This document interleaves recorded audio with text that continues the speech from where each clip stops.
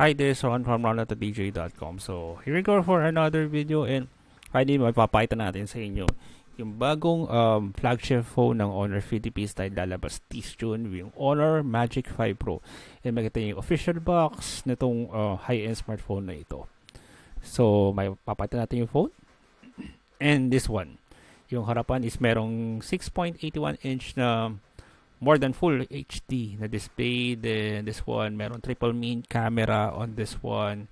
Then dalawang colors yung nakita natin doon sa venue.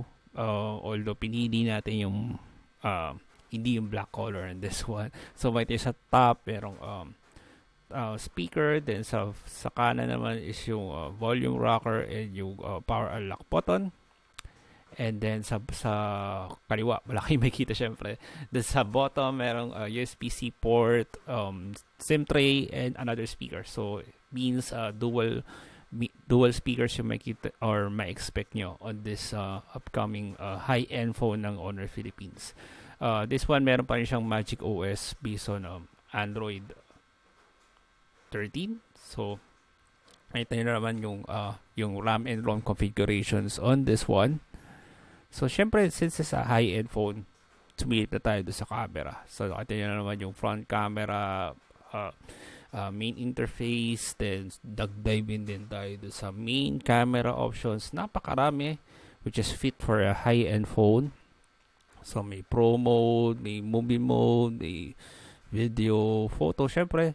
And since this an high-end phone is meron na siyang 4K 60 FPS na video capture. Unlike sa mga previous na smartphones na 24 FPS lang or 30 FPS. Ito talagang tinod na talaga ng Honor Philippines na 60 FPS 4K video capture.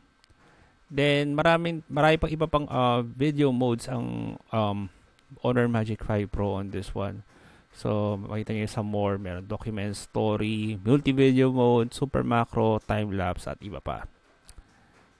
So na-curious ako doon sa movie option on this one.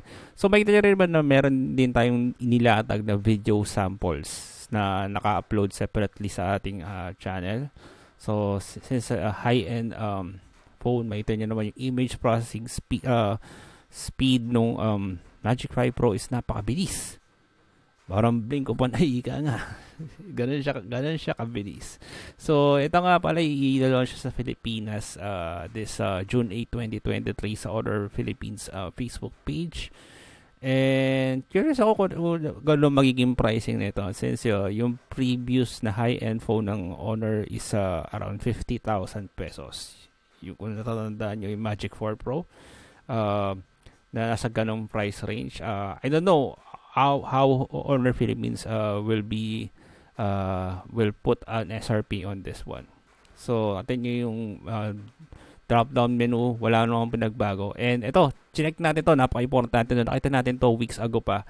Unlike kasi sa binanggit ito sa ibang videos na wala raw app drawer yung Honor Magic 5 Pro, but it's not. Nakita nyo naman nung nag-check tayo sa settings na merong app drawer itong upcoming na Magic 5 Pro ng Honor Philippines. Please like and subscribe this channel. Follow social media accounts description below. Thank you very much for watching on this one. This Ron from ron@dj.com. Thank you very much for watching.